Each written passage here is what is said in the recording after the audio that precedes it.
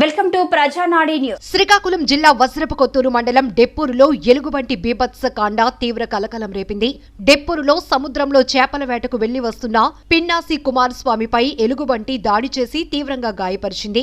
అక్కడి నుండి సమీపంలోని జీడి తోటల్లో పనిచేస్తున్న లైశెట్టి నారాయణమ్మ, శీలం తాతారావు, పోకల ఉర్మిలపై దాడి చేసి గాయపరిచింది.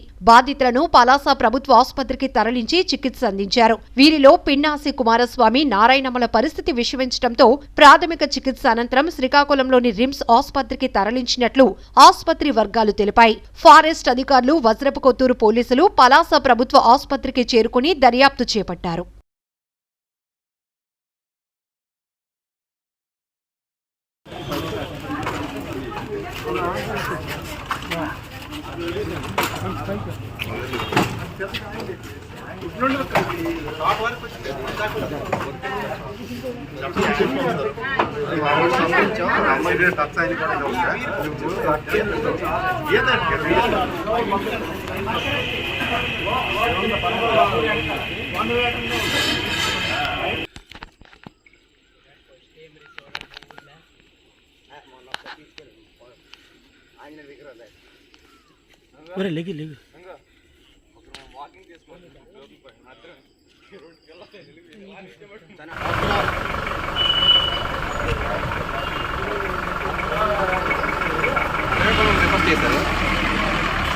శ్రీకాకుళము అంటే ఇక్కడ కొంచెం బ్లీడింగ్ ఎక్కువ అవుతుంది.